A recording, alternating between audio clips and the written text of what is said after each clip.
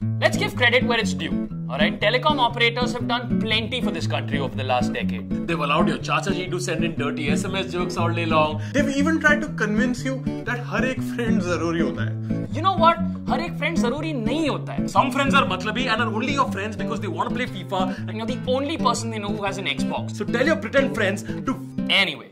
The point is, if you're one of those 3 people in the country that actually likes your telecom operator, don't worry. Because we finally have something that will push you over the edge. Because right at this very minute, India's telecom companies are lobbying the Telecom Regulatory Authority of India to enact a regulation in a way that will change the way Indians are using the internet forever. These telecom operators are going after something that's called net neutrality.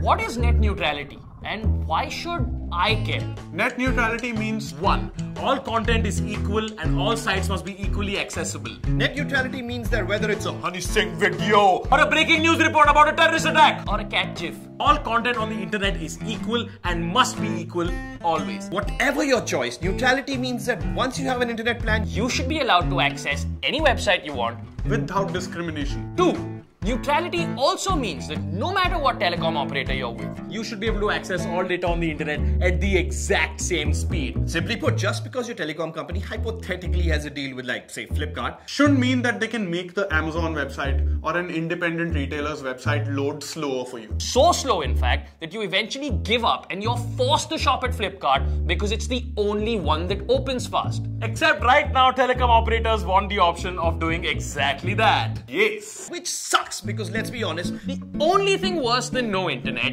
is slow internet. It's chalu kyun nahi ho raha hai? Why is this not? Telecom operators want to carve up the internet into a bunch of different sections such that you have to pay to access every single one of them separately. Imagine you go to a children's park and you pay 100 rupees to get in. And then you head over to a slide because, hey, who doesn't love slides? But a guy stops you and says, sorry sir, if you want to use this slide, you have to buy the slide access pack, sir, for extra money, you know? and so you decide to go on the swings instead, except the same man stops you and he says, Nope. To use the swing, you need to buy special swing set pack, sir. Come on, sir. Okay, fine, yaar. Okay, fine. you buy access to the swing pack for another 50 bucks, except When you try to swing fast, the swing refuses to go faster.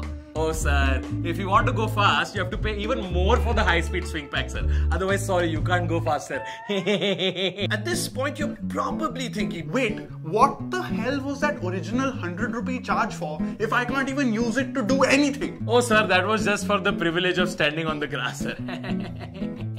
in a nutshell, that's exactly what telecom operators want to do right now. So, want to send a naked picture to strangers on Snapchat? Buy the Snapchat pack. Want to show people a picture of khichdi and hashtag the hell out of it on Instagram? Buy the Instagram pack. Want to use BBM? Buy...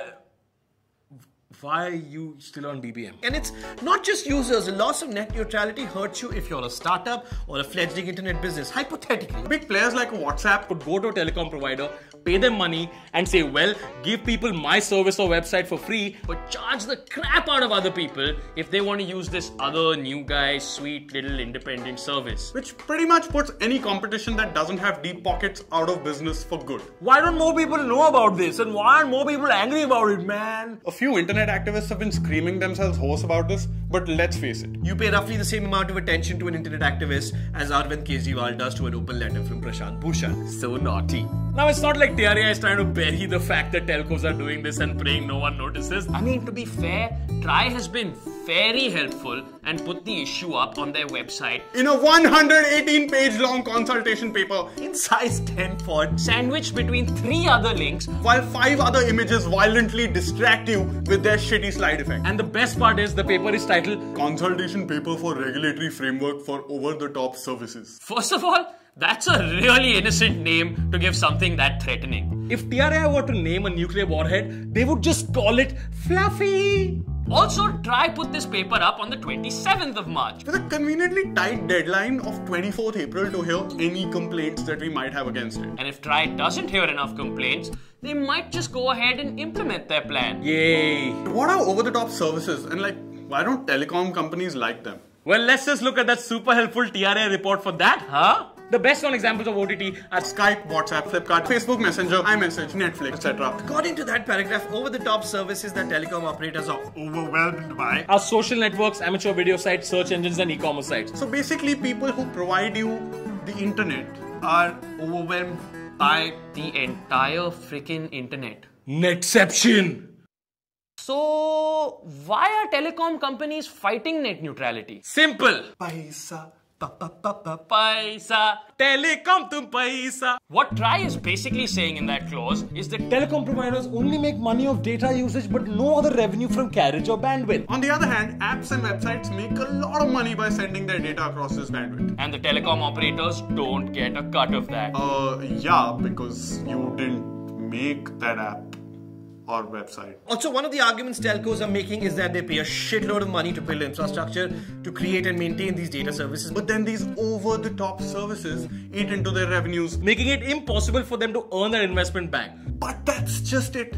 Data usage is making telcos money. For example, in the first 9 months of the current financial year, Airtel's revenue from data usage has grown every single quarter and shows no signs of slowing down. In fact, at this point, all telecom operators, you can just change your logos from whatever those things are To a photo of Uncle Scrooge using rolled up money to snort more bits of rolled up money while sitting on top of a Lehman Brothers executive who is coincidentally pooping money. Paisa. But don't telcos just want to protect the law? Well, here's that TRAI report again. According to the TRAI report, the Cellular Operators Association of India's argument is that you can only provide internet telephony services, If you have a special license under the Indian Telegraph Act of 1885. which means that anybody else that offers those services, whether it's Skype, Facebook, whoever, is technically breaking the law. First of all, the Cellular Operators Association of India sounds like the sort of place where the day you join, you get a free safari suit and a shiny bald spot. And second of all, if we are being governed by an act that has the date 1885 in the title, Maybe it isn't the OTT services that need to change, but the act itself. Let me put it this way. If the date of your act falls before the invention of moving image capture itself, Maybe you shouldn't get to regulate video streaming through it. Maybe. cut to the chase. What's at stake here? Your right to use the internet as you have been for the last 20 years. As an Indian netizen, here's what you should demand. freedom to be able to access information or entertainment on the terms you choose. Not to be pushed into consumer decisions by large telecom companies who have the trustworthiness of Shakti Kapoor in an 80s movie. Equality, because the internet is probably the last frontier where everyone is equal. Where else can Barack Obama post this picture and get this comment? And lastly, it's about the future because the internet is a utility, it's not a luxury. A lot of other countries have already adopted net neutrality, and if India is to progress with them, An open and free internet is essential. Okay, so what can I do as a user to stop this? What you need to do right now is log on to www.savetheinternet.in. All you have to do is log on to the site, type your name and your email address, and with just 2 clicks, you can send an email to TRAI answering those 20 questions. If you're on mobile, click on the link in the description or on the I button on the top right of the video. and tweet using the hashtag #SaveTheInternet. And tell your friends and your family and anyone you know who has ever used the internet to do the same. It's worth it, we promise. Listen, don't subscribe, don't like, guys, just send the email. Do what we said, if you want to not be ripped off by a telecom company or your ISP, just please go ahead and do this. Just go, you need the internet. If you don't click, this will not happen very often. 24th April, TikTok. Stop waiting, मेरे बाल का हालत देख, like 4 बजे ये shoot हुआ है दिन में. Like seriously, if I can make this video at 4 in the morning sweating, you can log on to the website and send that email to TRAI. I'm just gonna wait here till you click. I got nowhere to be. I'll just wait.